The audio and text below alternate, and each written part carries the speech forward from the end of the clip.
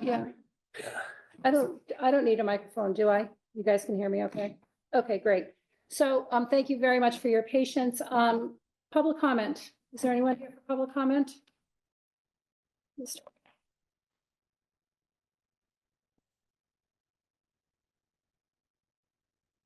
Try to go fast since Name and we're address, behind. please. Will Ash, 125 Cone Street. Wanted to talk about the pilot program for the out-of-town stickers. Because these stickers are more costly than our existing, only for RTF access, the only people willing to make that investment are people making up RTF trips to justify the cost. Because of this, each of these stickers are going to generate significantly more traffic on Cedar Street, which is narrow and winding and has frequent pedestrian crossings, traffic from the golf course and the courts. My two concerns are increased road maintenance or paving and pedestrian safety created by all the new traffic on Cedar Street. For the town to properly assess the outcome of this pilot program, it's necessary to establish a baseline level of traffic on Cedar prior to the program starting and compare that to a study while it's fully underway. So can we commit to that study to ensure we can assess all impacts from this change? Thank you. Thank you. Okay. Next up, we have two appointments for the Cohasset Cultural Council, Carol Bestick and Kathleen Donlin. I assume you're Kathleen Donlin and Miss Bestick. Thank you for applying for the Cohasset Cultural Council. Miss Bestick, is this a reappointment for you? This is a new one? Well, I was kind of asking if I could do it because being on CPC kind of ties into this. Okay, And they figured that I could okay, and whatever. okay, Because nobody has applied for it. okay. Miss Donlin, this is new for you as well. This is brand new. Brand new for you as well. Okay, great. Can I have a motion to appoint Carol Bestick and Kathleen Donlin to the Cohasset Cultural Council? So moved. Have a second? Second? All in favor? Aye. Aye. Great, thank you. Thank you for Thank both volunteering. So very much for this. So thank you both so very much for this. We really need your service. Please let Tracy know and she'll come bring that to speed. Okay, that's great. Thank you. You get to distribute money. It's the best thing. You get to distribute money to arts groups. It's great. That's always good. Great, thank you. Next up is Open Space and Recreation Committee. The Conservation Commission has a representative on that committee, and we have Mr. Ashton here, has been selected by Concom to be appointed to the Open Space and Recreation Committee. Any comments or questions? Nope. May I have a motion to approve Mr. Ashton as the Conservation Commission representative to Open Space and Rec? So moved. Thank you. Can I have a second? Second. All in favor? Aye. Thank you. And you have your big forum tomorrow night. Yes. Yep. Okay, licensing and permits, Norfolk County Public Safety PMC Kids Ride, the repeat event, Joseph Osgood School. I don't know if we have Chief Quigley on. Yep. Okay. Anyone from PMC? He's joining right now. Okay. But no one else, Kevin? No, okay. Hi, Chief. Thank you for waiting. Yeah, no problem. This is a new event. It's going to be run by the Norfolk County Sheriff's Department. We've been in close contact with the sheriffs. Actually, I see the sheriff, one of the deputy sheriffs on now, Okay. but he could probably tell you a little bit more about it. But you know, the logistics are all worked out. The department heads have signed off. The school department has signed off, and we're in good shape. Okay. Oh, so this is a new event for Cohasset, but it's not a new event. The application said 45 years or something like that. Correct. It's new, being hosted in Cohasset for the New in Cohasset. Okay, thank you. Mr. Ramos, you want to just give us a brief update? Absolutely. Thank you, ma'am. And thank you, Chief, and the board for having me tonight. So we've done the PMC bike ride and the sheriff supports the PMS bike run on a lot of different levels, but we've done the PMC bike ride for children the last 3 years. We did it twice at our Braintree campus, but we wanted to try to pick a community and Cohasset was perfect. So we met with the chief a few months ago. And we've, I think, applied for all the applications and we received the Board of Health permit in the mail today. So we're really excited and looking forward to this event. Basically, we're gonna start promoting tomorrow morning with your blessing. We're gonna start promoting tomorrow morning. The goal is to try to get 20 to 30 kids signed up and raising money for this great cause to raise money for cancer awareness and a cure for children specifically with the PMC bike ride. Great, thank you. Does anyone on the board have any questions? No, Mr. Senior, we need 2 licenses, an event and an entertainment, because we're gonna have a PA system. To be safe, yes. Okay. Okay, what about the food truck? Do they, That would have been permanent, okay, he said he received their permit from the Board of Health, so that's all set. Okay, so, can I have a motion to approve the PMC Kids event, for September 28th, 2025? So moved. May I have a second? Second. All in favor? Aye. May I have a motion to approve an entertainment license for the PMC Kids event on September 28th, 2025? So moved. Second? Second. All in favor? Aye. Aye. Great, thank you. Good luck. Thank you, everyone. Thank Thank you. you. Thank you, Okay. Next up, we're gonna have a review of DPW and facilities, summer work at schools and town hall repair project. What do we have online for that? Brian's on his way down and Jake is joining right. Okay, there's Frank, okay.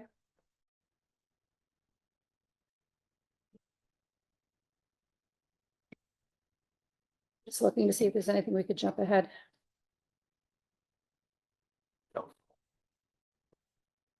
Yeah, Want to approve minutes, that's about it. Well, want to do that? You got Jake? oh, hi Jake, Hello, everyone. how are you? Good. How are you this evening? Good, thanks. So, we received in our packet the facilities update. If you want to just quickly take us through and talk about the work that was done this summer. Absolutely. I actually have a quick PowerPoint as well. I'm going to share my screen right now.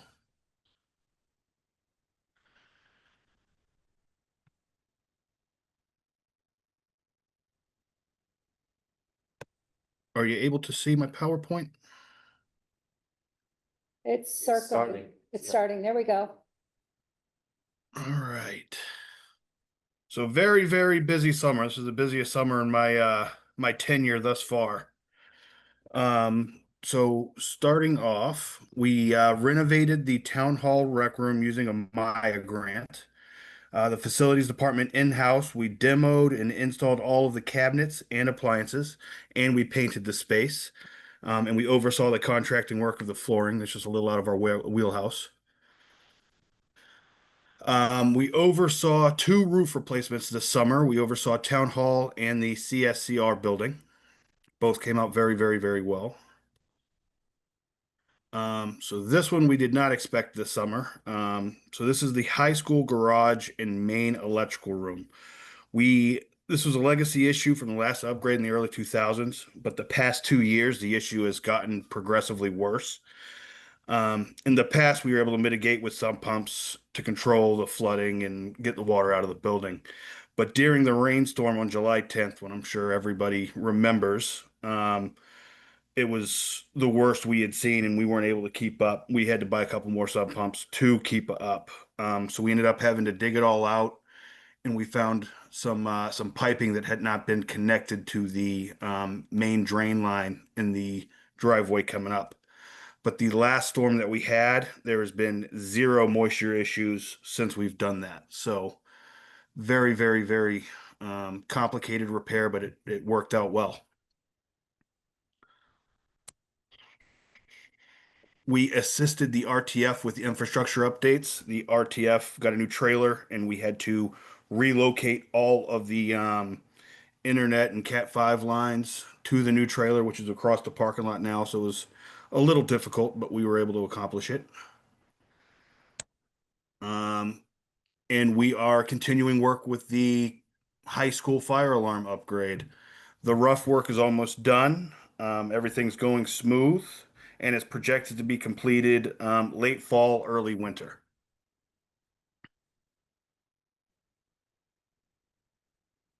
We installed the new HVAC system at the senior center. The old unit prematurely failed. We replaced all of the outdoor units plus all the head units inside the building.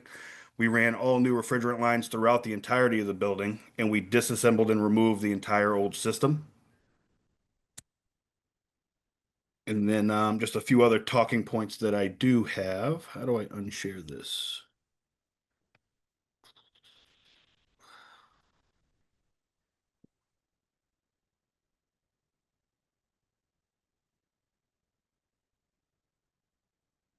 Did that stop sharing?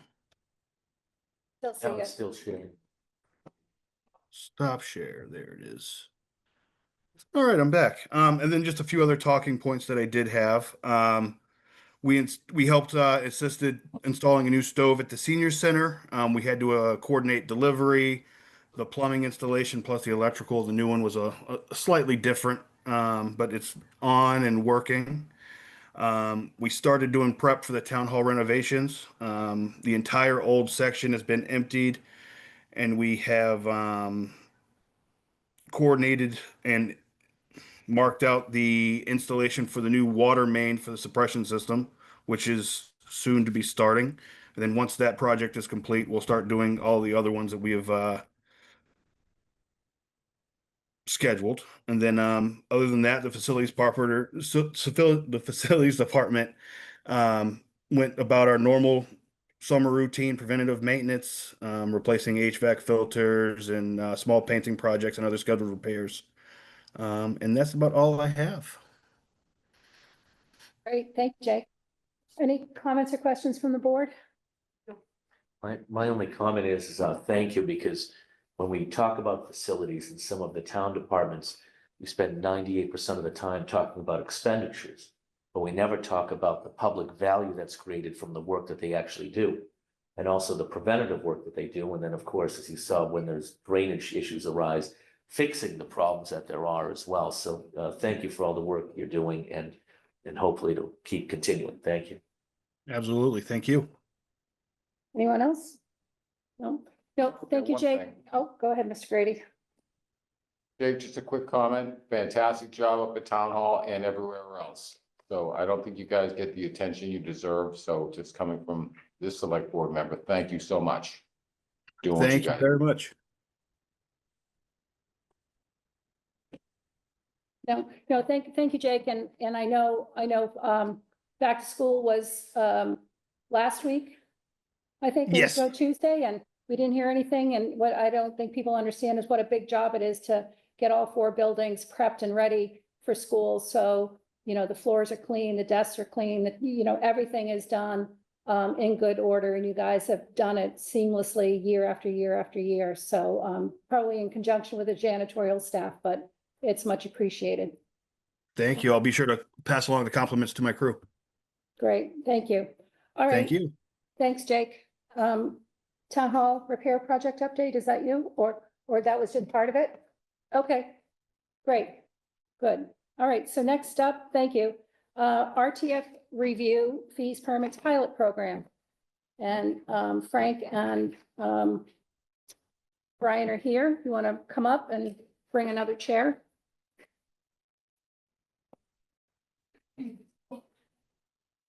Thank you for your patience. We got a little bit behind early on. Pretty much on schedule now. Are we on schedule? Yeah. 5 minutes. Lightning round.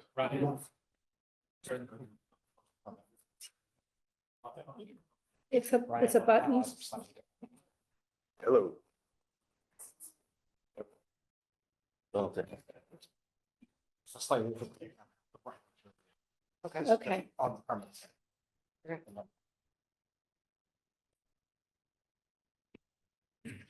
Okay. So, but before you guys start, I want to thank both of you and Mr. Senior and the board. I think we had 2 pretty productive forums. I think we learned a lot from the first forum and addressed some of the comments and issues and concerns in the second forum. I feel, perhaps I'm mistaken, I feel that we have articulated the difference between having an enterprise fund and not having an enterprise fund, and that fees that we're gonna be talking about tonight are separate, right? Right. One isn't, if we don't have an enterprise fund, doesn't mean we're not gonna have an increase in fees. So I think people thought that with an enterprise fund, fees automatically go up, but they're not conjoined. Thank you both for your efforts in helping explain that. So where do we want to start? Straight with the fees? Yes, so the main topic of discussion tonight is fees. We presented along with the two public forums we had, the fees that we're proposing, which again is separate from the enterprise fund, but just wanted to put everything on the table so people are aware of the operation and our costs and how we run. So our proposed fees are as we presented in those meetings, as posted on the town website. And I don't know if you want to run down sticker proposed fees and then bags and then kind of the unit cost fees, or how you want to handle that. Yes, I think they'll all require separate votes. Chris, correct? Really? Yeah. 1, 2, 3, 4. Oh, no, no, no, Got a lot of- got a lot of items. no, I'm sorry. I meant the sticker will be a vote, the bags will be a vote, and the bulky waste will be a Okay. vote. And also, just as we start this conversation, there's these Thank pretty good start dates for these two. The current permits don't expire until next March 31st. Yep. So then the new permit fee doesn't go into effect till April 1 of next year. Yep. When you buy them. Right, in March, right. In March. The bag fees, I mean, Frank can correct me if I have this wrong, would not go into effect until October 1, or is it November? Yeah, it's about a 6 to 8 week lead time from if you vote tonight. We notify Waste Zero, who's the manufacturer, and they're our distributor, and they work with the vendors who sell the bags. So it'll take probably a month and a half or so for those fees to be implemented at the point of sale. Okay. And then the bulky waste items would be effective. Immediately. Those we Well, can do right away. Yeah. Okay, Those we have control over. okay, And we need to change the signage and such up there just to. okay. Okay, so why don't we go through the sticker fees first? I have a question, clarifying question before we talk about that. These fees are contingent on us having an enterprise fund. Is that correct? No. No, these are the fees that we're going to have regardless of an enterprise fund? I thought if we had an enterprise fund, they will be higher. Yeah, the permit fees we're asking to set are all contingent on the enterprise fund. The bulky waste and stuff is kind of happen anyway. That's Yes. just. Right, but the proposed fees for the stickers We would, that's correct. are That's- based on whether we have an enterprise fund or not. Yes. And so I want to make that very clear tonight, that if we don't have an enterprise fund, these will not be the fees. Is that right? You have to go back and read this. We will have to go back. We'll revisit, so in the event that at special town meeting, the enterprise fund doesn't pass, we will revote at our next select board meeting for RTF fees. Sticker fees, Sticker fees, right. And sticker fees. that's a good point of clarification. So again, as Chris said, these fees that we're going to vote right now is anticipating enterprise fund. And it will be in effect come the sale of stickers, March, come next March. Right, Perfect. Again, if we don't get the enterprise fund vote, and then we'll have to revisit what those fees need to be to support the budget. right. Perfect. Thank you. So with that, the current sticker fees are $75. And senior sticker is a $30 fee or a sticker cost. We're proposing for the first vehicle on the regular sticker going from $75 to $150. And for the second vehicle and any vehicles thereafter with the same owner would be $75. On the senior fees, we are proposing to go from $30 sticker fee to a $60 sticker fee, with the second car and any cars thereafter being at the $30 rate.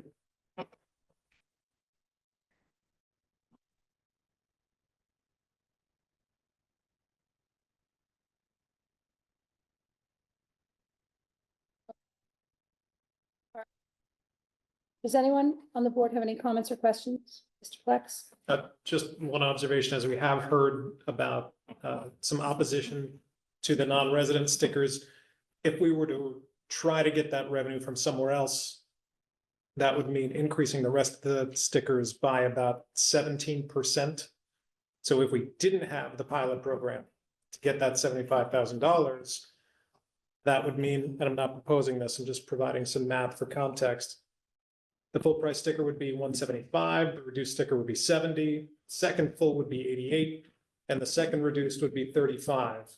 And I just want to make sure we all understand that when we remove a source of revenue, we have to find it somewhere else.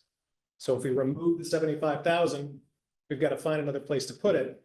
And that would put the stickers at 175, 70, 88, and 35.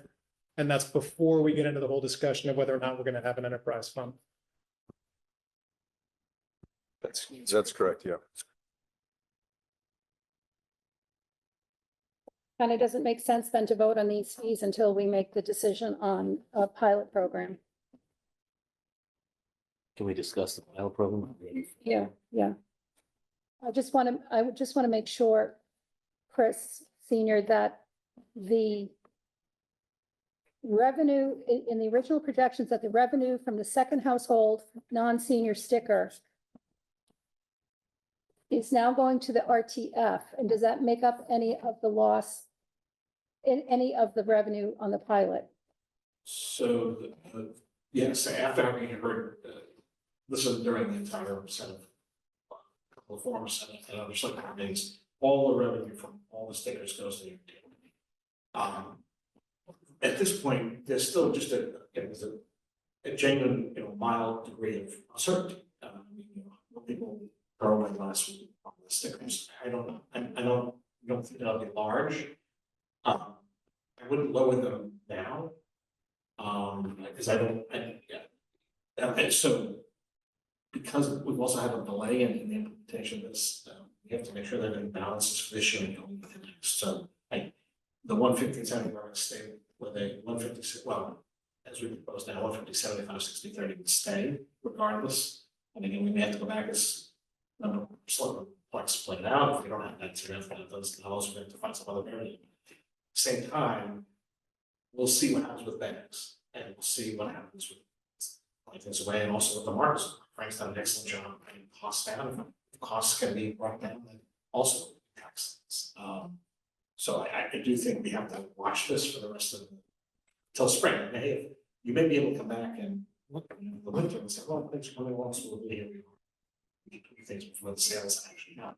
But right now, those are the numbers that make it work. So. But the 250 stickers for the pilot program help make it work. Well, That's the they point. do too. And if that money isn't there, then we'll have to figure out a way to make it work without it. Okay, okay, That said, we've also been very conservative on the bags. I mean, the estimates are to have a 20% reduction in garbage, throwing the garbage. I don't know if that will actually happen. We decided to be conservative just in case. So if we don't have that reduction, then there'll be more revenue on that side that could help make it. okay. Well, we have them here, and I know we've had multiple meetings on this and multiple forums on it, but for the edification of people watching at home, could they just re-explain the pilot program, what it is and what it isn't? Sure. And I guess I'll start. I should have started with, for those who didn't see the other two public forums, what the enterprise fund is. The enterprise fund is what we're voting on at town meeting. And it's a financial tool where all of the revenue generated at the RTF will go back to the RTF. Currently, in the general fund, every dollar that is revenue, it's split 61% to the schools, 39% to the rest of the town, and of that 39%, only about 1.5% goes to the RTF. So if we do get the enterprise fund, every dollar that is revenue raised at the RTF will go into the support that operation, similar to how the water department and the sewer department runs. Your question was on Pilot program. the pilot program. Yeah. Explain that to people. So the pilot program, we have a permit for 50 tons of waste, and we're generating, Probably about 20, so it's a small generator license, 50 ton a day. We come nowhere close to that, so we do have capacity. So the pilot program would be a trial, if you will, maybe seeing non-Cohasset residents, if there's a need, if there's a market for them to use our facility. It'd be a separate sticker, so we can easily identify it and easily track it. right, and so that pilot program is to propose to do 300 stickers to non-residents at a cost of $250. Those stickers would be, as Frank said, just a separate sticker for only the RTF. It wouldn't include the beach as the rest of the stickers do.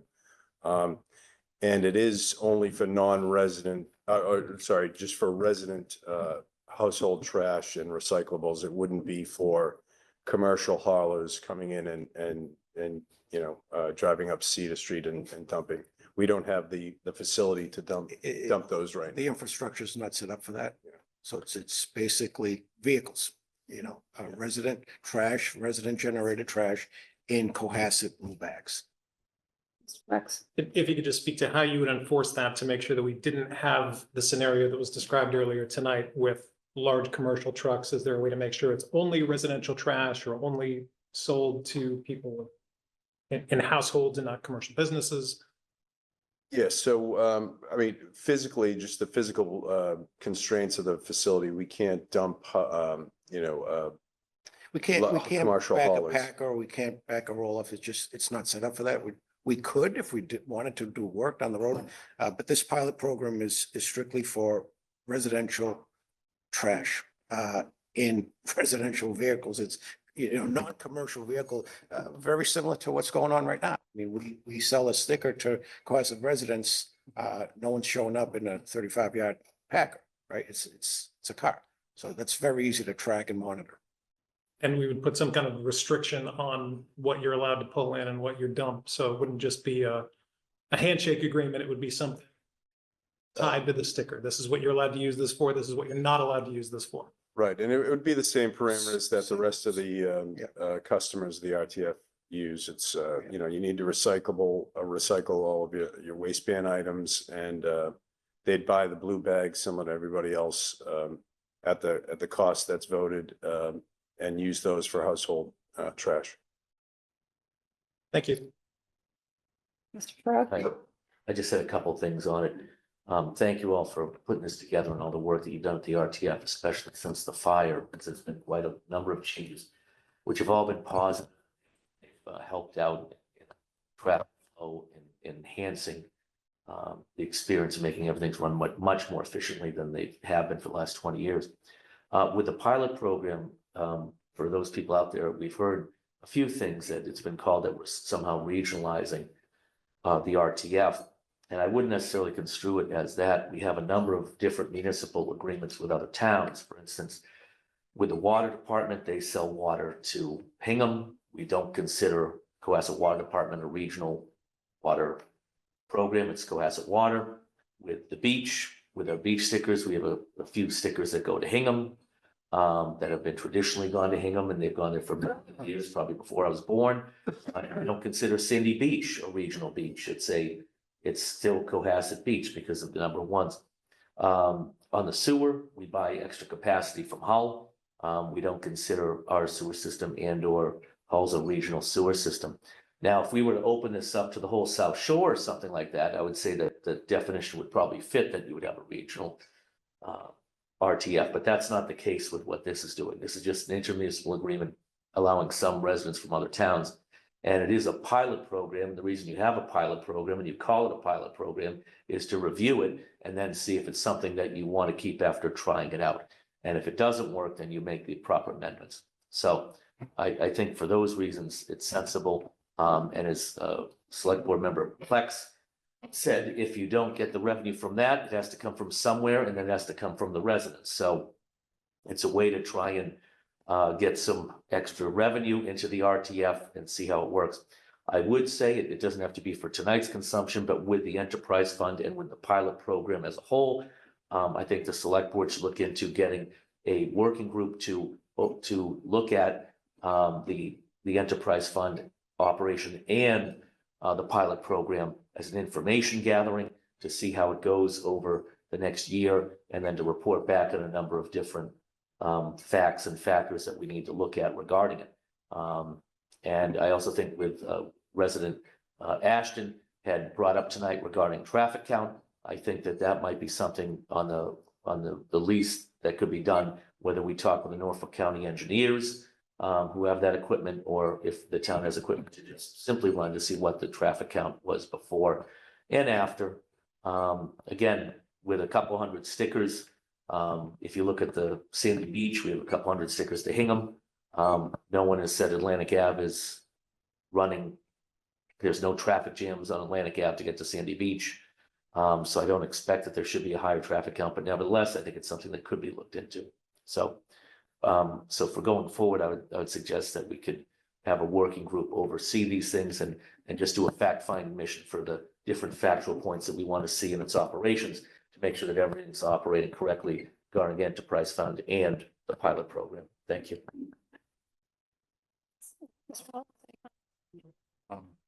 Mr. Grady? So first, thank you guys. I thought it was a great informative forum the other night. I hope it helped. A lot of people had concerns. Well, Frank, you've been here for a little while now, since the fire and Since October. coming up. So what do you see? I'm not gonna put my own opinion out there. Brian, what do you see as the busiest times? I will put my opinion. I usually see the busiest times are about 2:45, you know, on a Friday, or on a Saturday, or on a Sunday. I do know that when I go up to the RTF, I usually try to pick a time or choose. I don't have to really, it's kind of open-ended. I pull in, I take care of my trash, my recyclables. I'm out of there in about 5 to 10 minutes unless I stop to say hello to somebody. But I do understand Mr. Ashton's concern to a degree. But I think, and tell me if I'm wrong, that our annual input coming into the RTF over the Wednesday, Friday, Saturday, Sunday. How would you guys characterize our flow? Great question. So Sunday traditionally would be a busy day, right? Saturday, Sunday, Wednesday, not so much, but there's your regulars. That there are people that work their visit to the RTF as part of their routine. But I can tell you this, the time it takes for you to pull in and out and do your business has decreased just because of what we've done. Logistically, we've made it more accessible, right? So that means that instead of being there 8 minutes, let's say you're there 4 minutes. So there shouldn't be a tie-up. There hasn't been any tie-up with the current residents using the facility because we've made it more open, easier to dispose of your items, less manpower. We've already talked about that. So the experience is a lot easier for everyone. So that means that a vehicle that's entering should move out quicker, allowing the next guy in line. There's never been, let's put it this way, all the parking spots that are there right now, in all my time there, there's never been capacity, right? Some people are very smart. They know how to use the RTF. They'll park in one spot and they'll do all their commodities out of that one spot. 3 minutes, they're out the door. Other people like to go spot to spot, which is fine. Also, once we move the lingering spots like the boutique, the clothing and whatnot over to the new facility, the new paved area, the RTF Village, it's going to create more openness and quicker turnaround times. Because that's our goal, right? We want to still make it efficient, but we also have to make it safer. I don't think that you'll notice an additional 200 cars coming in, only because of how the flow goes and what we've been able to do to get people in and out of there. I use a counter, the hand counter just for myself, because I'd like to know the times that we need to pack out the containers, check logistically what's going on. But I think it's very prudent on us to watch that traffic count and whatnot and see what's going on in the streets. But again, I think the experience that I've witnessed is that people are in and out rather quickly. Well, the reason I asked too, because I understand some of the concerns is, I know, we can all say we live in this area, and Cohasset's not an easy town to get in and out of. But we do have 4 different access points to the dump off Cedar, coming in from Hull, coming in from Forest, coming from Jerusalem, and coming up and over. But I'm just a little concerned about, on expenditures, there's a traffic study right now, the last I looked, and we were talking about it today, you're looking at a professional traffic study, if you can get them, at about $20,000, just to get a full traffic study on a road. That's why I was asking about what you're seeing for flow. Is it worth the expenditure to do that? Do you have a counter? I mean, I count, I mean, All I right. could definitely give you a tally. It will not be an engineered count, but it's actual vehicles coming in and out. I mean, I just do that for staffing purposes. So if I want to stagger somebody in, when should I bring them in? I mean, right now, we have 1 full-time staff, myself full-time and 3 part-time, and we're getting the job done. I mean, it was staffed a little bit differently, but because of how we put folks in different locations, stations, almost as if we're watching a pool, we have lifeguards at different sections and then they rotate. We're now helping residents with their bags, with their car. I mean, it's a better experience for everyone. So again, we're moving people in and out. Well, I'm Some gonna people interrupt like you to for, stay and I'm gonna interrupt you for a moment, because I'm not a smart, dumb person. I go, I hit the recycle, I cut over the glass, and then I cut and back my ass up and go back and throw my trash. So, simple. But you said something really interesting. Maybe we could do this, and Mr. Ashton, maybe this might meet some of your requirements, is that maybe we step up on that counter. If we can do it in-house and save the money from getting a study, if you just say, well, gee, Wednesdays, we got 120 cars, or we got 60 cars. All right, Saturday, and I guarantee we're gonna get the increased amount is gonna be 2:45 Yes. on Sunday. Saturday, probably just as bad, you might miss a car, because I'll wait till Sunday. That's my take on it, because I avoid the RTF like the plague in those times.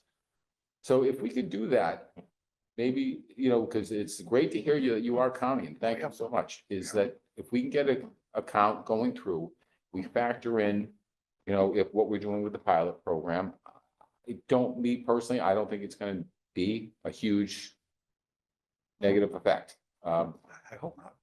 And again, as my colleague, Mr. Farag said, it's just that, it's a pilot program. We're trying something. So, Sorry, do you have data now on your counts that you've been recording? So we have a baseline to compare it to when the pilot begins? I'd rather not give it to you now. Oh, no, I'm not asking for myself, it. but I'm not asking for it. I'm Right. asking if we have baseline data so that we have something to compare it to when the pilot begins. I could get that for sure. Great. Absolutely. Yeah. I mean, the counter is always on my desk. Perfect. I'll do it for an hour at random times just for me, Okay. right? So I can educate myself and then I can, the guy in the booth. That's it. do yeah, that's what we do. I mean, we'll Yeah. go out and Yeah. absolutely. Okay, I have a couple of comments and thoughts and, as I've been socializing this idea with, my small social circle. The traffic and getting backed up at the booth is like giving people agita. And, I've never, been backed up at the booth myself, but I don't know when they go, maybe 2:45. So you've said 300 stickers, right, for out of town as part of the pilot. That's about 15% of the total stickers we're looking at. The number of permits, 2,000, 3,000, 4,500, which is conservative. So it's 15%. So 15 of every 100 cars going through would be potentially an out of towner, right? So in that perspective, it isn't as overwhelming to me. When would you want to start this? Pilot program? The pilot program? It's up to me tomorrow. Yeah, Okay, We need Data first. Yeah, but I mean, First. right. So we don't have traffic count data on Cedar Street, strips Yeah. across, but I guess just to put it in perspective, in in the estimates you're looking at there with the sticker sales. Yeah, Currently, we're on the order of maybe 4,000 stickers or plus or minus. So if you're talking 300 of that, you're looking at like 7 to 8% of the current amount. And if you do have, you know, attrition from people saying, you know, I don't want to pay these fees and I'm not going to do it. You know, at best, we're probably talking about 7 or 8% more traffic, and at worst, if we do have some attrition, then it's going to be right. maybe status quo or less. Right, so knowing you want to start it, but you know, we could get a month's worth of data at every time. I think my concern about a traffic study on Cedar Street, it's so influenced by the golf season. And the traffic on a Saturday, Sunday on Cedar Street for golf and pickleball and things is much, much higher than it is during the week. So we really look, and then it's seasonal, it stops, you know, whenever the course will close, but people can still golf as long as there isn't frost and they can't go on their, they can't go on the carts. So I think trying to orchestrate a really intelligent traffic study on Cedar Street is going to take some time and thought. Don't want to discount it, but You wouldn't be able to control for the I RTA just either. throw We have something no out way there, of and I'm knowing sorry, where these don't people mean are to going, interrupt so you. it wouldn't be valid. Ellen. Traffic study would not be valid. On Right. Cedar. oh, You have no idea where they're going. You'd have to do a study of the entrance, the gate Entrance, of the no, RTA. that's all. okay, What- I'm just responding to the comments. Oh, I'm me not too. making. Me too. Me Yeah, too. no, I'd like to be able to finish, please. Sorry. So, I think that's a challenge. Is there any merit? Because 300 sounds like a big number to me. Is there any merit to starting smaller? And if we don't see any impact, you know, say with 200 or, well, they said, yeah, Chris gave us 250. Yeah. Brian has presented 300. I don't, I swapped, I think he inverted the numbers I had put out. I had $300 for the fee and 250 stickers, he had 250 stickers. As long as we make the 75, you know. well, but it's kind of important to the Yeah, conversation. of sure. how- Yeah, no, how I mean, many- when it comes Yeah, to. I would still with a $300 fee and maybe do 100 as a starting point. Well, I'd like to be able to finish my question here. So is there any merit to tracking a smaller number? Because this is what I used to do when I was in retail. You would test, you would test, you know, 1,200 pairs of shoes at 60 stores. And if it did well, then you would expand the test and you would get it to a point where you could have market saturation. So would we not want to make it containable, make it measurable? And then if it's successful with no impact to Cohasset residents, then we could roll it out. I mean, there's nothing to say, we can't say in June after 2 or 3 months of this is going really well. We have no impact to the Cohasset consumer. Let's put out another 100 stickers. I mean, it's easier to put more out than it is to Back off. call it back and say, oh my God, 300, we're getting way more out of towners and people are complaining. And because we want this to be successful, so we have to set it up to be successful. And if we set it up where we could have issues, then it will negate the whole thing. That I would like it to be successful. So my preference would be to start smaller and plan to roll it out, measure it, and plan to roll it out. Now, if it's 250, do we go to 150? We still have the delta on the money to make up, but I think it's more important to have a very controlled and measured pilot program. Mr. Grady. So I just want to reemphasize that it's what comes up and down Cedar. Chair was absolutely spot on. It's determined by golf, pickleball. The important thing is what takes a light left or right into the dump. And that's where the counter should be when you're clicking off maybe at the booth. You know, what goes up and down, we have no control over that. You know, they could be having a party at the country club and it's loaded. Or there's a pickleball match or there's, however, but the important thing is what comes through the driveway past those gates. That's where I think that would really be if we on the size of quote unquote pilot program and what we do as far as limiting is, you know, go how are we operating on a daily basis when we're open. If I could just jump in regarding a traffic study. I don't mean having a full blown one that you're gonna have an engineering firm spend $30,000 on. You can drop a line at the front of the RTF. You could drop a line at Cedar Street by Hull Street and by Cedar Street by North Main. And between those three, You get a proper count of who's going down Cedar Street versus who's coming in. You get a baseline of who comes down Cedar Street, even though time of year, of course, we're not gonna be able to get a full year in to figure it out. But I do think it's important in some ways, because when I was on the Conservation Commission, we had a person who did a test pits for a septic system. Now, if you know what you do with that is you dig a hole, pour water in it on a sunny day, you see how quick it goes down, and then that's how they figure it out. Well, they went to do test pits, and one of the neighbors said that I've never got so much flooding in my basement as since they've done the test, which was on a sunny day pouring a bucket of water in a hole that of course never made it to her house. So I think people's perceptions of what there are versus the metaphysical and physical reality of what can actually happen are two different things. So I think if we put out the counters, we have the data to show this is exactly what's happening versus what people's fears or whatever might be. And then you have the data to actually back it up. I just want to clarify one thing. Access to the golf club is actually on Lambert's Lane. It's not on Cedar Street, only to the paddleball for those, the paddle tennis courts. Right. You can only get onto the golf course from Lambert's Lane, which is not a throughway to the dump anyway. But it does traverse. I don't know what holes it traverses, but okay, so. Okay, let's go back. So, shall we vote on the fees as they are? I think we should. No comments.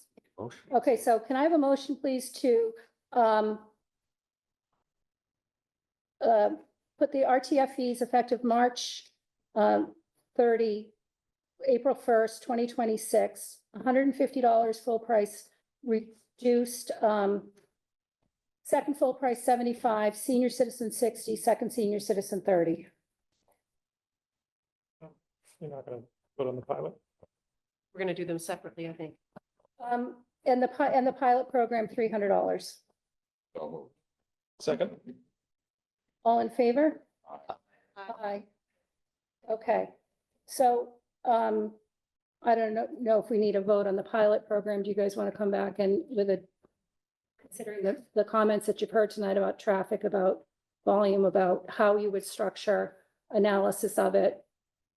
Sure, no, I think all your points make sense. I'll take a look at traffic counters, either rentals or someone who could study that or put them out there in the 3 locations. It makes sense. You could do a mass balance and see who's going where. So if I'm the only one that thinks that we should progress out a pilot program from a smaller number to a larger number, let me know, and otherwise they can go ahead with the number that they want. Ellen, I like your idea of starting small. Okay, You do. I support that. You can always go bigger. And we don't have to wait a year to go bigger. We can wait a few Right. months, see we how could it wait a goes. few months, How it yeah, goes. okay, I like that idea. okay. Okay, so then the bag fees, this is pretty easy, going from $2 to $4 for the 33 gallon and going from $1 to $2 for the 16-gallon bag. We've seen all the data on the bags and what they cost. We know that we're losing money every time a blue bag gets thrown in based on the cost of the bag and the cost of the disposal of, based on the average weight of the bag. Any comments or questions from the board? Oh, Just have the effective date on. effective November 1, is that doable?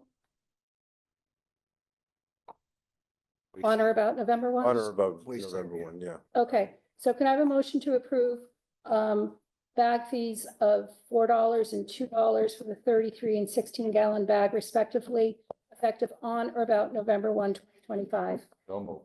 I have a second? All in favor? Aye. Okay.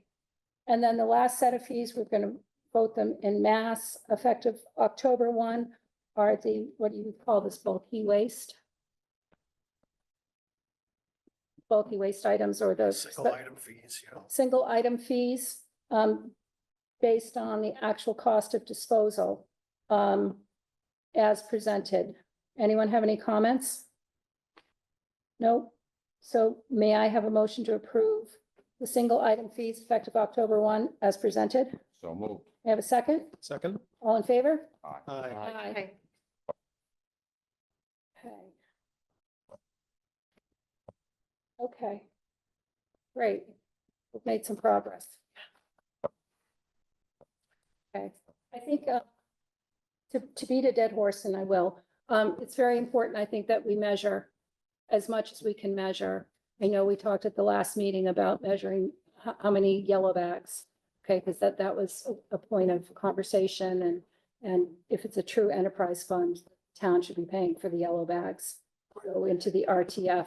The other thing about an enterprise fund, and I will echo Ms. Healy Dippold and Ms. Dugan, their comments, an enterprise fund allows us to retain the earnings and allows us to bond against them, unlike a revolving fund. So as we build and everything is new only one time, there will be capital needs in the future. And this is our savings plan for those capital needs. And it relieves pressure off the town capital budget for things that would have come before them. So in that sense, it's a financial win. Anything else? So in about a week or so, we'll be starting to tally the yellow bags. Okay, Where they're, how many they're coming in, who's bringing them in, which department. So, I can give you a report in about a month or so of some Great. data. great, thank you. And I think maybe Mr. Farag, he brought up the idea, so he might volunteer, to kind of have an advisory group, with you guys and maybe someone from town hall, just to keep touch on all of this as we go, and to be able to provide us updates, and we don't have to keep you guys out late at night, so many nights. Okay, all right. Are we good? Thank you. Great. Great. Thank you. Appreciate it. Thank you.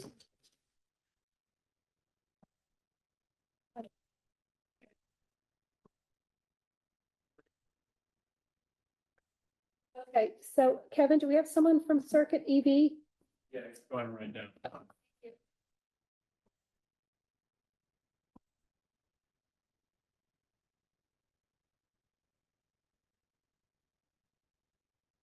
Hello.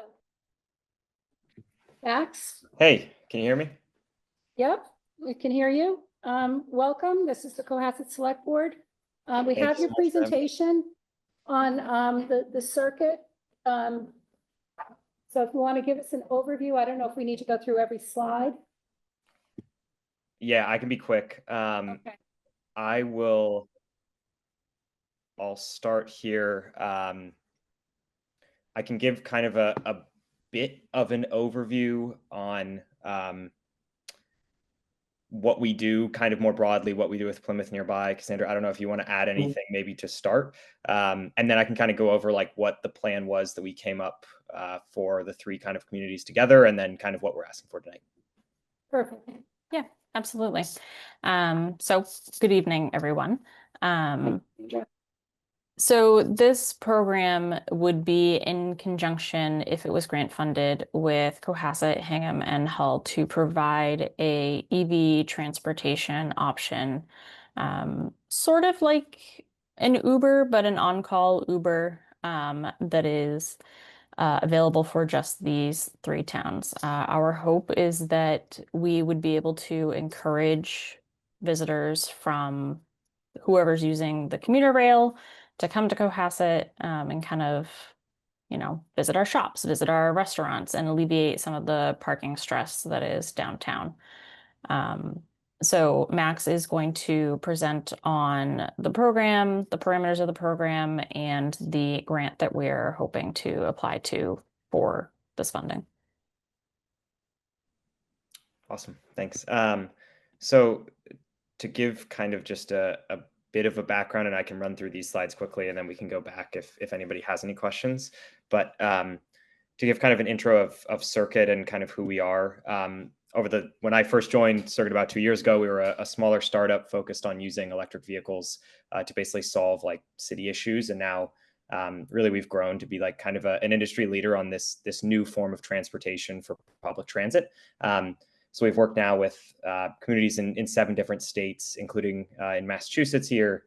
And basically we provide a turnkey service to municipalities to run transit systems that help to solve like problems unique to municipalities. So like towns, villages, and cities that sometimes gets left behind by like larger mass transit systems.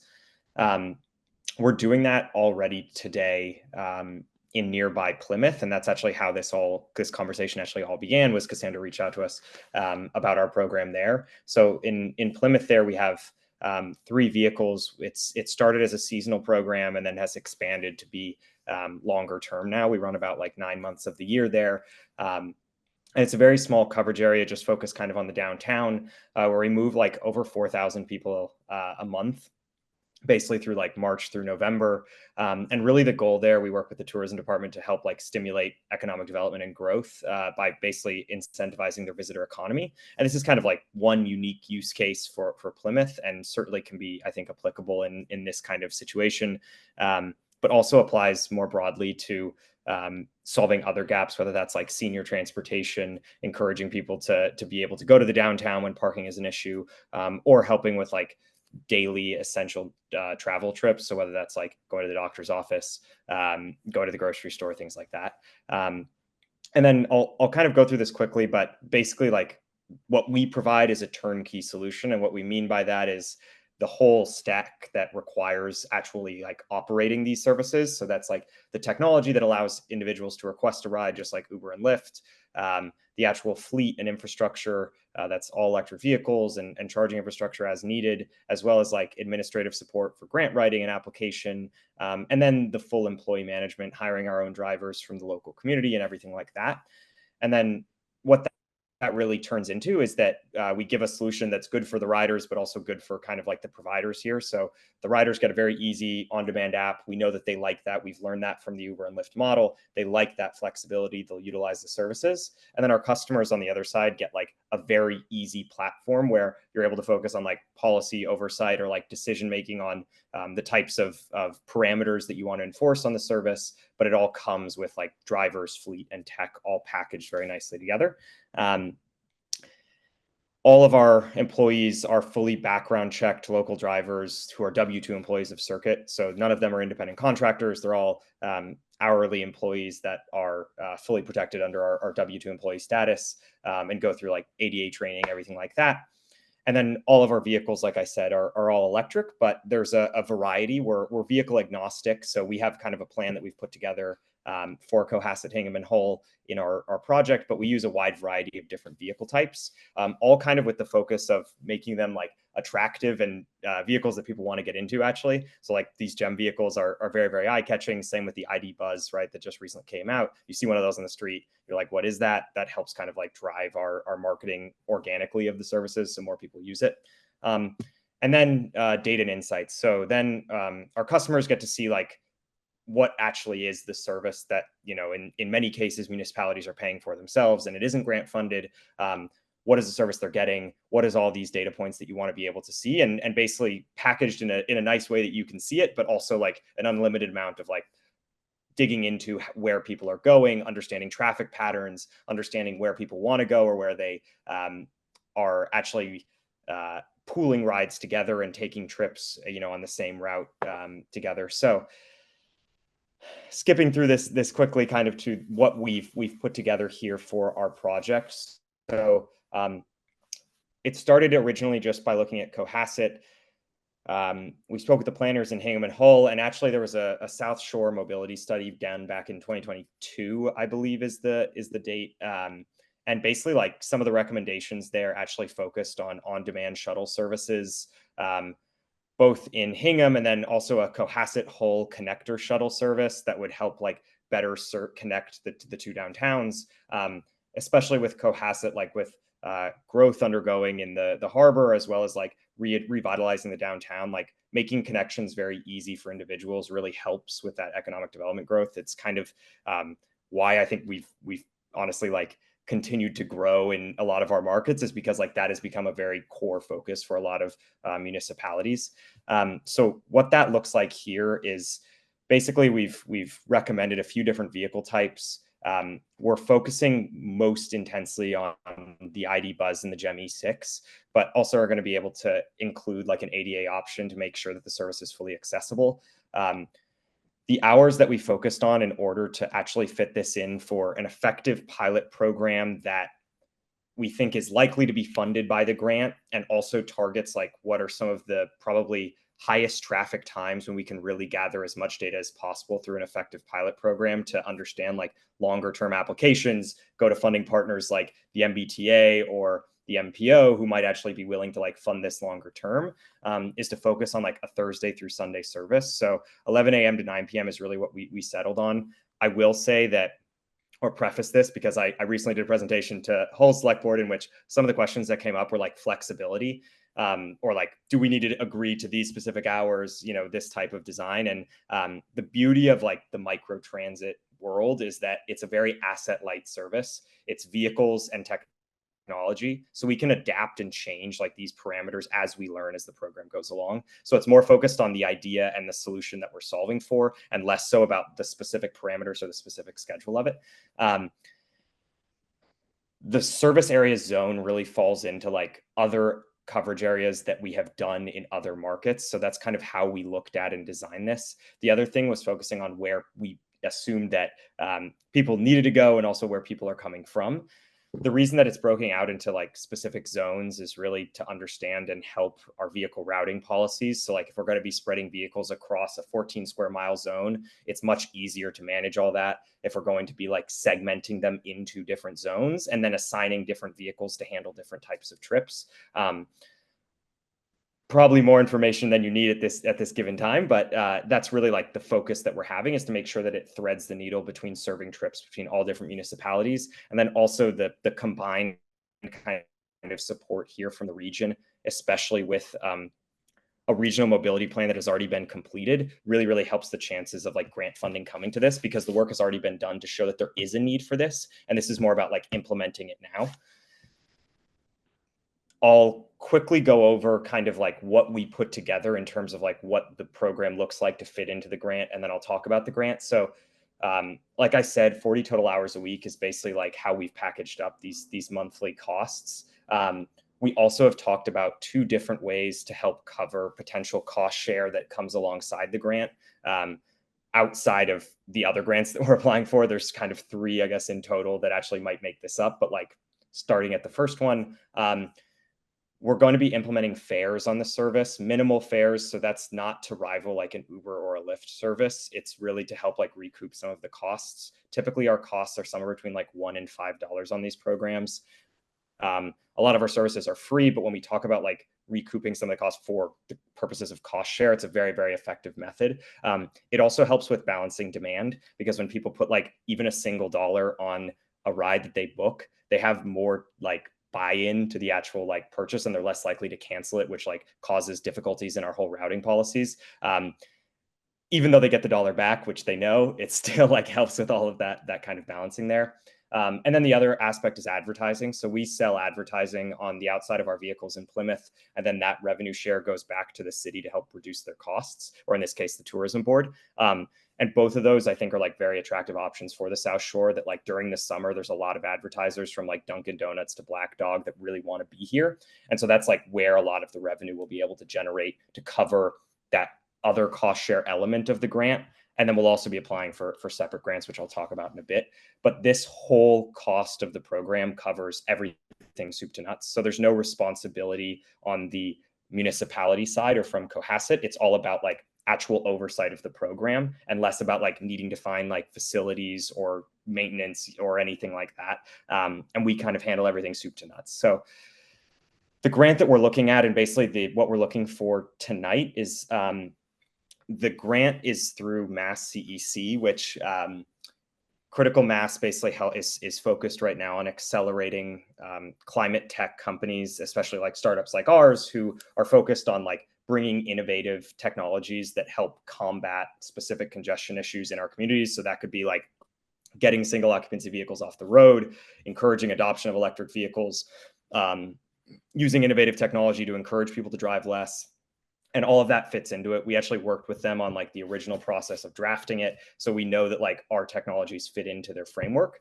And so what they're able to provide is Circuit as the grant recipient, but Cohasset, Hingham, and Hull as the project partners. And so what we're looking for is basically like letters of support, which we've provided kind of a template for, that basically say that Cohasset is, one, aware of the program, two, think it's a good idea, and like are on board in supporting the project as it continues. And Max, if I could interrupt you for 1 second, I'm Yes. sorry. I just want to make sure you're not leaving out the important part, which is there a financial commitment required of the town?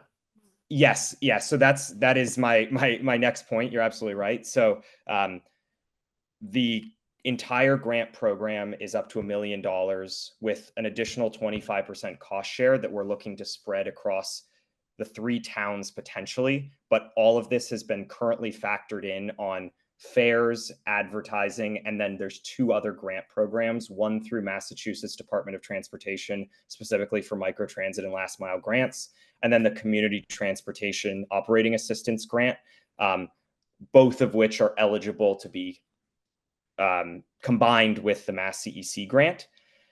The contribution of basically $41,000 per year is what the total cost share is per municipality, assuming that nobody rides the service, there's 0 fares, and we don't sell a single dollar of advertising. And so the purpose of this, I think, is twofold. First, to be completely transparent about like, this is what the grant looks like. But separately, and I think this was also a discussion that came up at Hull, at this current time, we aren't necessarily asking for a signed contract or a guarantee that this money is going to be allocated, but more so a letter of support to pursue this specific grant program. And that like, if we are awarded, then there would be a further, I think, decision-making that there's some level of agreement on that cost share front. If we don't win an additional grant to cover it, right, then there is that gap that would exist if we only win the Mass CEC grant. And Max, would there also be a requirement for each of the towns to provide storage and charging for the vehicles? There is not necessarily for each. We really, because there's only 5 vehicles, we really only need like essentially 1 centralized storage facility. Ideally, though, if we could store at least 1 vehicle in each, that would help with like the deadhead miles of starting the service. So it's less of a requirement and more of an ask in the sense that if it's possible that Cohasset does have, you know, a single slot to be able to use on municipal storage, that would be great for the health of the program. But if not, we're able to find like our own storage and charging, and also can include that as a part of our grant request to cover our expenses for like finding a garage separately. That would have to be a site that includes EV charging, correct? Yes. And then we also utilize publicly available chargers that are done by private companies. So whether that's like ChargePoint or a huge variety of a network, Massachusetts is very, very, the effort that has been put into installing charging infrastructure makes it very, very easy to run these programs on public chargers as well, like non-municipal owned chargers. So it isn't necessarily mandatory.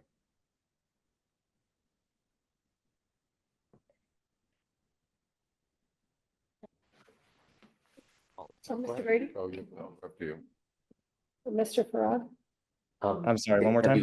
Have you gone to the other municipalities at this point, and what has been the feedback from them?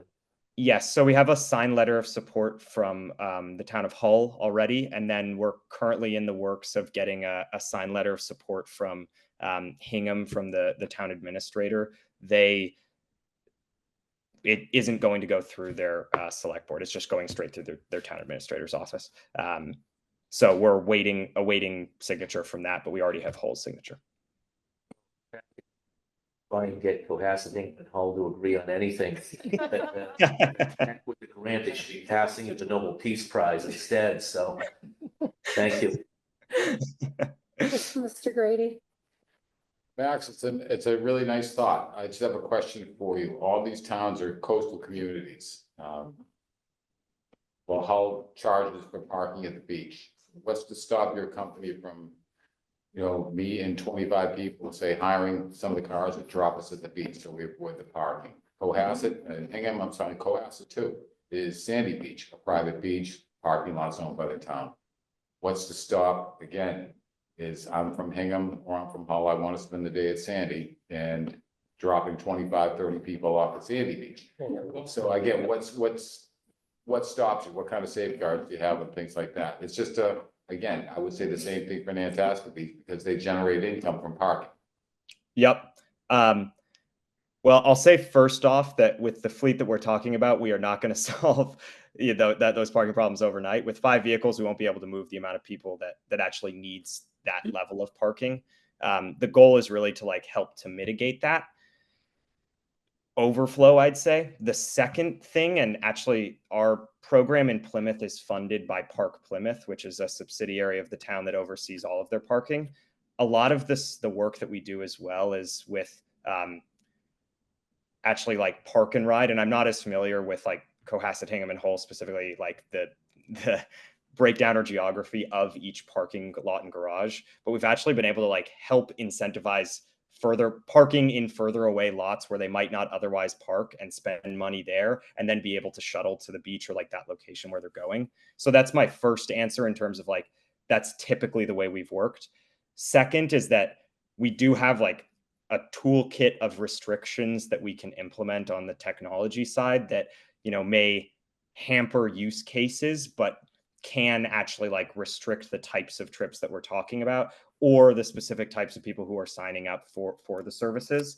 I would say though that like in my experience of like setting up and running these services, this isn't going to replace that parking fill up that consistently happens. Like people still want to go and drive to the beach and park there. But if we can also assist with encouraging individuals to drive less when there is an overwhelming amount, I think it's typically seen as a benefit. The other balance is that, you know, we're talking about, right, like you're saying, like 20, 25 people who maybe are all trying to go to the beach. The wait times will be much higher for some of those individuals if there are a ton of requests flooding the system, because it's a fixed fleet, right? It's not like Uber and Lyft where there's theoretically an unlimited amount of vehicles. There's a fixed number of vehicles that can actually service those trips. So I kind Max, I would just like to comment on the beach thing. It's on page 12. Yep. Sandy Beach does have a no drop off provision. And you know, we talk about the parking lot get crowded, the beach gets crowded. So, you know, if that's part of the selling point of this, we would have to talk to the police chief because they spend a lot of time down there monitoring people parking without stickers and people getting dropped off when it's clearly in the electronic sign, no drop offs. Yeah. Okay. No, that's great to know. So I would say then that, and Cassandra, I don't know if you want to chime in as well on your thoughts, but I would say that it's up to decision making here. Like we could just remove that as an option, right? Like we could move it further away. We could do that in 30 seconds on our on the app, right? So like we could just remove the option entirely, or we could work with the police chief to like allow it for the, you know, municipally sponsored program, either one. Yeah, I was going to say that we could, well, I assume, easily adjust the map to kind of circumvent the Sandy Beach area. Yeah, it's just, Cassandra, please feel free to talk to Chief Quigley. It was a major, major problem this summer. Not only, you know, not only the parking, illegal parking, but also the number of drop-offs. Okay, that's good to know. And we could definitely, you know, if we were going to move forward with applying for this grant and then being awarded the grant, we could adjust the map so that it's not an option to be dropped off at Sandy Beach or, you know, very close to. Okay, thank you. Yep, go ahead. Matt, great presentation, and I really love the idea. Can you share a little bit more about Circuit's background check that you perform in terms of driving record, Corey and Sori, background checks on your drivers? Mike, Yeah. No, yeah, absolutely. I'll say like at first at a high level, like we work now with about like 45 different communities across the US, and 97% of them are like publicly funded programs in some capacity. So the level of background check that we've begun to implement is effectively the same as like transit agencies. So they're all level 2 background checked. I wish I had, there's a great graphic that our operations team put together of like the hiring process of our drivers, but all of them are level 2 background checked. And then they all undergo like driving tests. And then after that, they go on with basically 2 different interviews and ride-alongs. So there's not just like the background check that we're actually undergoing that's level 2, and yes, we trust, but we also like are hiring for customer service because the reality is that, you know, someone like Cassandra who lives in Plymouth and sees a service, probably the person they're going to interact with is the driver from our responsibility, right? Like I'm not the one who normally is the first interaction with a lot of our customers. So it's not just about the safety of it all and the importance of hiring individuals who are quality drivers, but also are active members of the community, but also individuals that have some level of customer service so that it feels different from an Uber that you get into the back of the vehicle and nobody ever talks to you. It's someone who's like a part of the community, can tell you about where you're going or can answer questions so that it adds a bit of a, frankly, a level of service that like ultimately benefits us, right? And normally that means we pay our drivers more than like the standard hourly wage, but it also ends up benefiting us because we realize that people are happier when they ride the service. There's fewer complaints, right? And people actually like feel like it's more of an experience. So I don't know if I answered all your questions. I will add as well on the other side, which maybe is relevant, is we also have a very strong, because they're all of our employees, we have a very strong centralized like driver retention and management program. What that means is like tracking performance, yes, in the sense of, are they actually doing their job? How many people are they moving? Are they meeting the expected performance? But then also incentives and retention for safety. So like we've been running a program for the last like 6 months where every month there's a raffle done for the location that has the highest safety score through like our AI dash cams. And like those types of like programs are implemented to ensure that like the drivers are actually like buying in some sense to like, oh, we want to win a competition, but we're also like lowering our insurance bills because our drivers are driving safer, and people feel safer in the vehicles. So there's like a two fronts to that of like, yes, we're hiring them safely, but then we're also like actively monitoring that on the back end. Great. Any more comments or questions from the board? Max, you're through most of your slides, right? I'm through all my slides. Great, thank you. Thoughts? People have thoughts on this?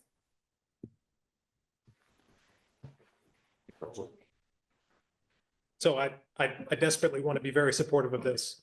I'm concerned about the cost. I'm concerned about the commitment from the town for the storage and charging, and I'm aware of a number of issues that we're going to have coming up at town meeting, including the question of whether we're going to be funding full-day kindergarten, which is a good question. That is important to consider. But if I'm thinking about $40,000 plus the cost of storing some cars, that could go to the circuit program, or that could go to something like full-day kindergarten or a commitment to make some upgrades at the schools. Unfortunately, and I hate to be in this position, I think I have to prioritize the schools and full-day kindergarten and upgrades to town facilities. So please don't take that as a criticism of the program. I think the program makes a lot of sense. It's just not $40,000 to $50,000 that I think Cohasset has available to allocate to it at this point. Mr. Grady? Max, I'd echo my colleague. It's a really nice program. It's just at this point in time, doesn't, to me, not the right time as to where we are as budgetarily speaking. And again, I echo Chris's comments. You put together a heck of a package. And I think there's a future for it. I just don't think it's today right now, because with what we have coming up, town meetings, the initiatives that we're grappling with. So, but I wish you well. Hopefully that will come back and maybe another point in time. So what we're discussing is just them moving forward with the grant application process, not deciding whether or not we want to support it financially and put it on the warrant in November. I mean, that would never happen. We don't have, it just wouldn't be. This is just about the grant application, which does not contractually bind us in any way to pursue it. So my viewpoint would be, this is a great program. It's worth exploring and just seeing whether or not we get the 1, 2, or 3 grant proposals in and accepted. If we do, then we figure out the advertising and the ride cost sharing, which may bring the cost down a lot. And we may not have to even pay $40,000 or $50,000. So my point of view would be to pursue the grant applications. I don't see this an either or proposition. Again, I agree with Julie that it's to pursue the grant and see what other grants can be tacked along with it to reduce the final cost and or have no cost. So I think we should at least pursue that. And especially the fact that we can work with the other towns regarding this, regarding some of the transportation solutions. I think that's the benefit in itself doing that and getting the towns to talk with each other to work on solutions together in a collaborative manner. So I think we should at least pursue the grant and see where it goes and then see what the final number is. And then we can make a decision then to see if it's palatable or not. Okay, so, as I read the letter requiring signature, it is a commitment. The town of Cohasset commits to the following roles and responsibilities to ensure the successful implementation of this pilot program: provide host sites. We have worked with Circuit to design a coverage area and support the deployment of services within our community. Facilitate community engagement. We will actively assist Circuit in making local connections for community outreach efforts to build public awareness, gather resident feedback, and drive ridership. Champion regional cooperation. We will serve as a key liaison between the Circuit and regional stakeholders to ensure the pilot is managed cohesively and effectively across the 3 towns. So I think this letter is a little bit more than just supporting the grant application. I'm not comfortable based on the split in my colleagues' position on this, and I agree with this side of the table in the sense that I don't want to make a commitment to be on the hook for $41,700, hoping to offset it with advertising, and yet signing a letter saying I will commit to facilitating community engagement and all these other things. So if you would like our permission to just apply for the grant with no strings attached, I'm happy to support that. But this letter as presented, I feel is too restricting and commits us more than just to the grant application. Sorry, if I may, is there I will add, is there a world where a different form of the letter might be willing to be signed in terms of just like supporting the application? I will say that like the success rate likely of this application, at least from our experience in applying for these grants, like will probably be materially altered whether or not the town like expressly supports it, not necessarily in that capacity, right? Like we can tone down the letter or it could just be some level of support. But the likelihood of like winning that application is going to likely come from like having partners who do support the program being deployed in their locality, right? So that's the only like wrinkle I would add. Only other very quick note as well is in terms of like the fare revenue we're looking to recoup. Like I mentioned, Plymouth moves about like 4,000 passengers per month. And that's with half of the vehicles that we have here. If we charged a $3 fare, we would only need to move about 3,400 passengers per month to recoup the amount of money that we're talking about, the 125,000 each year. So like the future state of this, the reason that we put it together, the reason we selected the program size was all based off of modeling of the goals of ridership as well and like projected fare revenue. So completely understand the concern, and believe me, I will not stand here today as a member of Circuit or as a normal member of society to ask you to choose this over like all day kindergarten. But really, I think focusing first on applying for the grant application and seeing if we are able to launch a program at no cost to Cohasset at all. And then if that isn't the case, then we'll revisit the conversation and nothing would move forward until there's a further approval from the select board. When does the application due?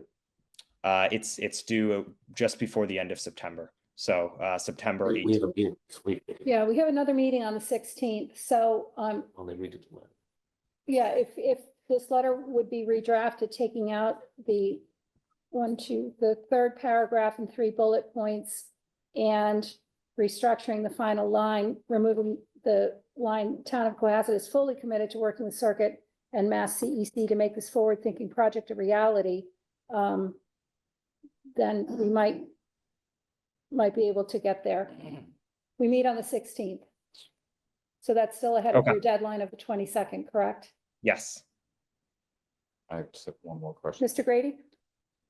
Max, just one question for you. How is Yes. it, not that I don't appreciate it coming to the select board, but Hingham is bypassing the select board and just using their town administrator, so we're sister communities. Where's the disconnect?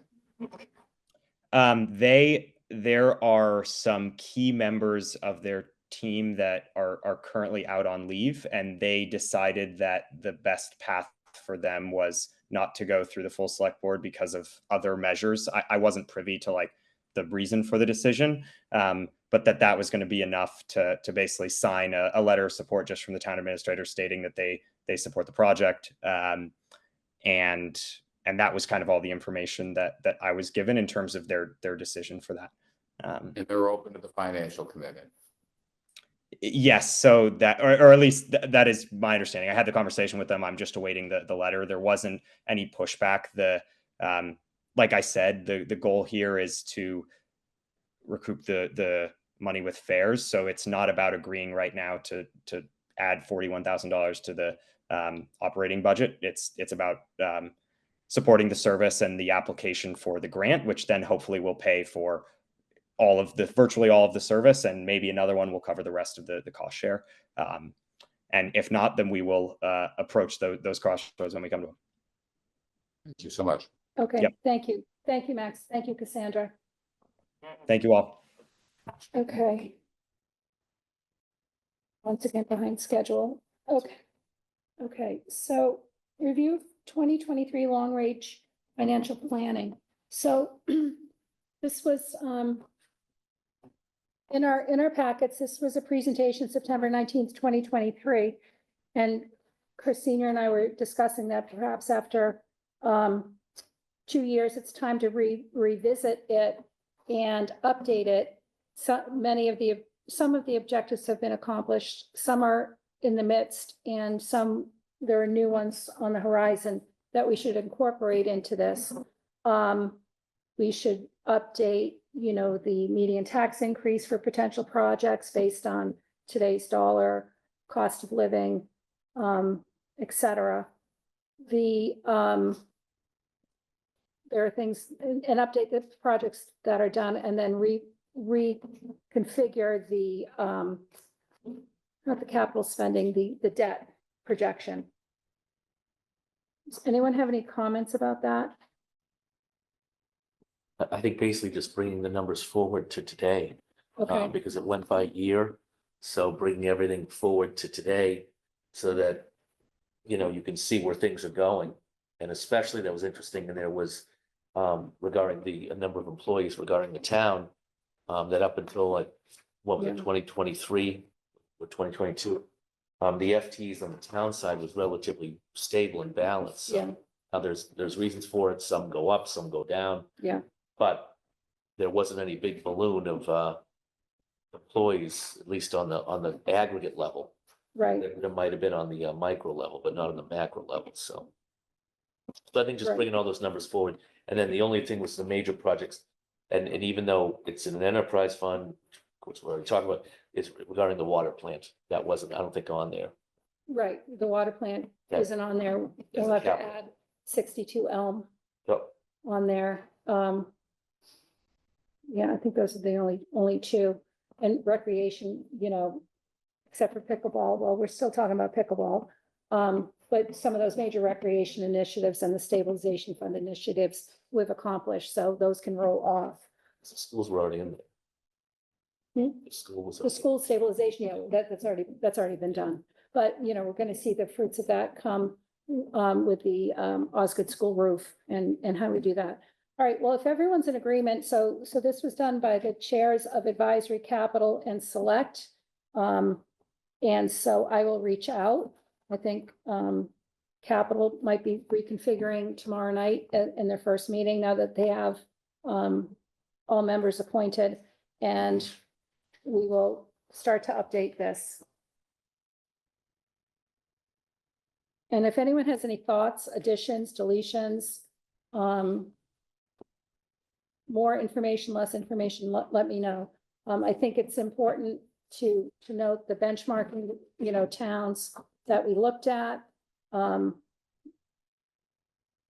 them, and maybe there might be others, but it's important to make sure, we look at towns holistically, and also with the detail of, do they have a fire department? Are they a shared regional school district? Are they, lots of different factors. Okay, so we don't need a vote on that. So we will go forward. Okay, special town meeting. Brown on also. It's all right, I already printed it. So Chris, you want to take us through the warrant? So what you have in front of me was a draft with 12 articles at the moment.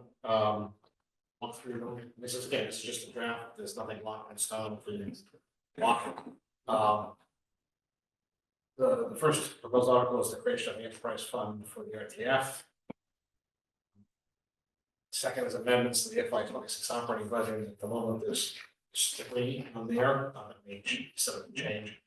If you remember back in July, when we did the budget transfers, money had to be moved to the sewer department because they had an unpaid bill. So we're getting that back.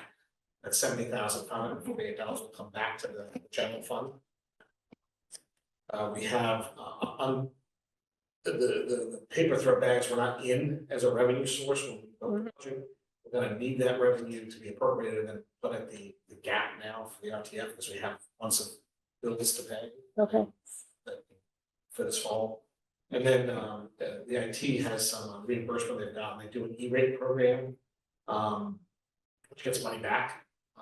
And I have to finalize exactly where the IT director is looking for it to go. But it's recapturing the $31,000 rather than having it fall into the abyss. But I have to work with him in the town account on this exactly what that is. Okay. And there may be another couple of first time items. Okay. Another town account. There are going to be some unpaid bills. There's Article 3. There are 5 at the moment. They're kind of random. And they pretty much all came in late. I think, fortunately, like the one for Medicare, I don't know, but that was only a $220 bill. But so you can see that they're almost completely random. So, but they total about $10,000. First time I've had that in a long time. Yeah. So, with the town account on board, I'm hopeful that not happen again. Stabilization funds. So the big thing here is the money to go to the open fund. And this catches up with the money that we deferred from the spring. So it's $448,500. This brings us back to full funding. One-time costs. So that the clerk's office was looking to was looking before we had any conversation with the insurance fund. This is really anything to do with it per se. But she wanted to change how they're processed. So for to have a fulfillment center do the actual mailing of all it would change how these are processed, and it would speed the process up and take some of the burden off her office. And that's a setup fee of $10,040. And it pushes it all pretty much online, but it does facilitate the movement. She's got to come in and present to explain what this proposal is, but she's going to prepare it. So this is the placeholder now for the costs for this. And we'll go into effect in this. Okay, we'll save our questions then for when she comes in. Okay. Yep. Okay. There are on capital, I'm not sure if the maybe the new capital project, but there's 4 that we need to close out for the water department, put the money back into their capital stabilization. It's about $40,000 scattered on actually it's about $50,000 from 4 different projects that are done. This is leftover money, and this will allow it to be repurposed back into the capital stabilization for other projects. Yep. Because they want to be able to potentially use this. Yep. That's actually a good thing to do.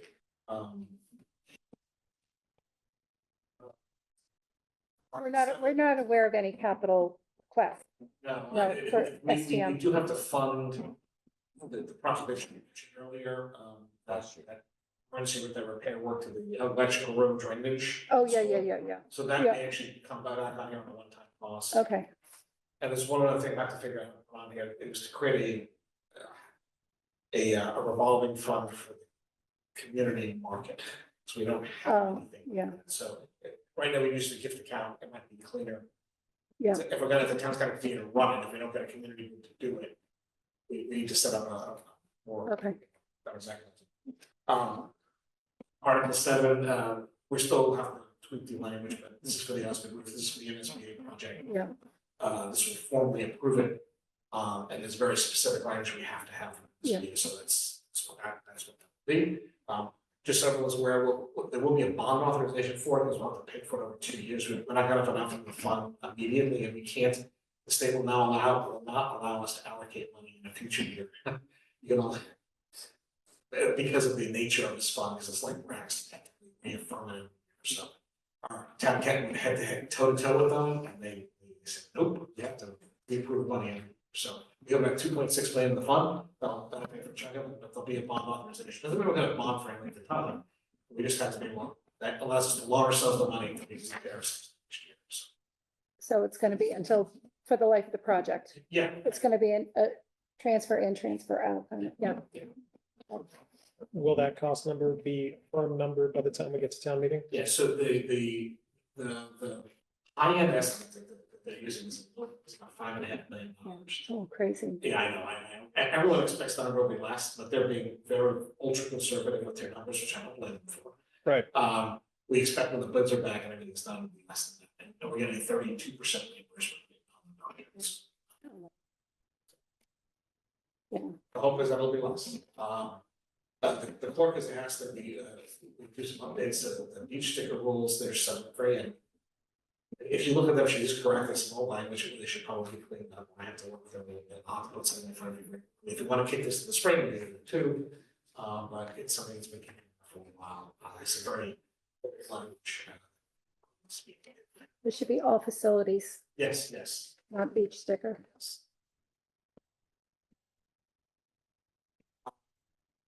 The state, I think we talked about this briefly, the state legislature has allowed municipalities to opt into it's a magical transformation of an on-premises beer and wine into all alcohol. If the town does a local adoption, we have 4 of those. So if somebody has one, we can come to the board and the board can say, yes, you can go to all alcohol, and once they're done, it reverts back to a beer and wine. It's not a permanent thing, but it will allow someone to have a beer and wine to go all on. And the number of Doesn't change. on-premise licenses stays the same. It doesn't change anything. Yeah. And that's actually, I'll update you about in just a second. I did Okay. testify yesterday on our bill. Okay, We have to update, I have to go back with council, we have this hanging around. It's another adoption of a local ordinance, of a state ordinance on the children, that were properly done way back in the day, so it has to do with sewer liens. It's housekeeping stuff, but it's something. The AEC has asked to put a holder on for now for potential setting solar electric facilities on school roofs. They need to be in reaffirmation. It doesn't commit us to do anything, it just makes it possible. Because the old language approving it was some years ago. a long time ago. So, and then we have a placeholder from this petition, based on the fact that one has been, is kind of filed. Tonight, the only action you need to take is to formally open the warrant for special town meeting on November 3rd. We'll open the warrant for a week, and then any existing that have to be filed by with the business next Tuesday. Okay. So may I have a motion, please, to open the special town meeting warrant for Monday, November 3rd, 2025? So May I have a second? Second. All in favor? Aye.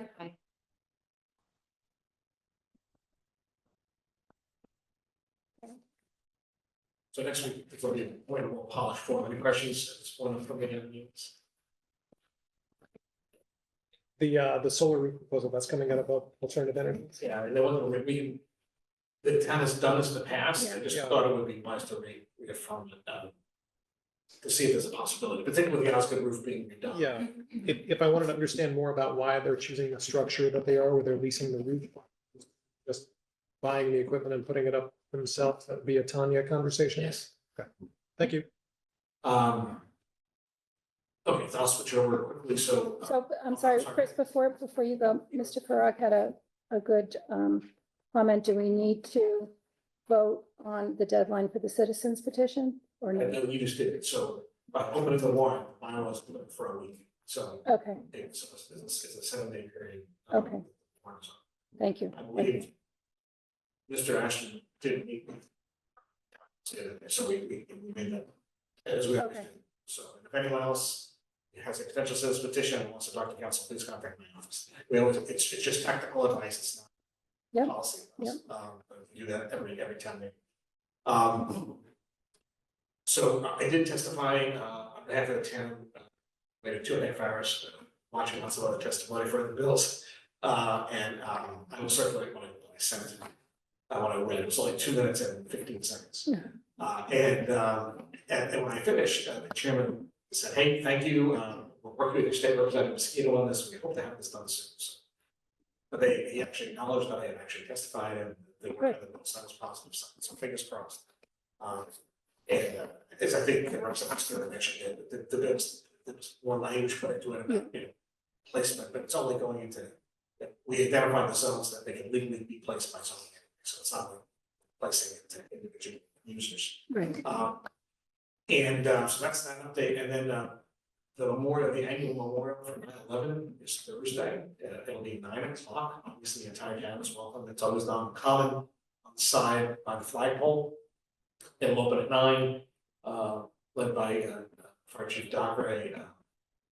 There'll be prayers for our clergy and prayers for the firefighters. They'll be placing some piece. The whole service is about 30 to 45 minutes. It's short, but it is very emotional. Very keeping with our community. So community's welcome. Anyone can come, rain or shine. This Thursday. Thank you. Is that it for your, okay, select board comments, Ms. Rollins? I have a question about the sports wall. Do we have an update on that? I can get you one. I know that it's being working. The goal is to have it installed in the next 3 to 5 weeks. So yes, it's in progress. Perfect, thank you. Mr. Farag? Thanks. I just had a couple. First off was this announcement because I'm also on the Community Preservation Committee. And they asked me to let everybody know that they're open for any applications regarding funding for projects. And just as a reiteration, preservation funds can be used for housing, recreation, open space, or historical. So if you want more information regarding that, you can go to the town website, look for the applications and all the backup information regarding a CPC application. So if you're a nonprofit or looking to do something with a ball field or otherwise, you can look there and see what the process is. Secondarily, I wanted to bring up that I wanted to regarding the schools, in that there's been a lot of statements that have been put on social media regarding the Board of Selectmen, and sometimes questioning whether we're for the schools or not. And I'll just remind people that during the last budget season that the select board moved over, emergency money in upwards of $800,000 to the schools regarding the budget crisis. And I'd like to announce people what it would have been like if the money wasn't put over by the select board. And when there is a budget crisis with the schools, if money isn't coming in, then what happens is teachers end up getting their pink slips before the summer, so that they understand that they are going to be the ones that they're going to be the ones who are going to be fired. And the reason I know this is because I lived through it as a student here at Cohasset High, and I want to tell you what happens when that happens. What ends up happening is when the teachers get it, then the kids start questioning the teachers to say, or Mr. or Mrs. Smith, are you going to be here next year? It creates a black cloud that goes over the schools. The teachers who do receive the pink slips, they end up looking for other jobs, knowing that they could be the ones who are going to be fired. And so not only during that, but then they also start to take their vacation time and any sick time that they have racked up because they can't take it to another school system. So the product in the classroom goes down and down and down during that time period. So luckily, because of the actions of this board and of course the advisory board and the school committee for doing everything that they could, we averted that situation. And part of averting that situation, I'm proud to say that the classes went along this year without any fanfare. The kids got to do what they're supposed to be doing, which is learning in the classroom and not worrying about if their teacher is going to be there next week. And from that, if you had seen from Boston Magazine, the Cohasset Middle High School is rated number 4 out of 150 public schools in the 128-495 Beltway. We're only behind Weston, Dover, and Lexington. And just for reference, for those towns around us, Hingham is number 22. So the Cohasset schools are, and well, there's a reason we broke away from Hingham in 1770, and now you know why. So with that being said, I just want to let people know, because sometimes with the actions that are taken, people don't see what the reverberations and what the dominoes would have fallen if those actions hadn't been taken and those emergency actions hadn't been taken. So now you know. That's the rest of the story. So thank you. Thank you, David. Mr. Plex? I just want to thank Mr. Farag for your comments. I agree with everything you said, and I think you articulated it very well. These are the conversations we need to have, and we need to make these decisions thoughtfully. So thank you again, Mr. Farag. I'll Mr. second those comments. Very well spoken. Thank you. Thank you. Okay, it's special town meeting season, and as such, our fellow boards, advisory and capital budget will begin their process for their review of the warrant, the review of everything going on. So I encourage you to tune in, listen, follow, watch, pay attention. I find them informative and help shape, and hopefully the process works where they meet before we do, and so that we can get their input on decisions that we have to make. I also want to put in a plug for the Cohasset Historical Society. They're having their house tour this Friday. I hear it's a great event. I will be volunteering at, let's see, 30 Margin Street, former Representative Mary Jeanette Murray's old house. So come visit. Please.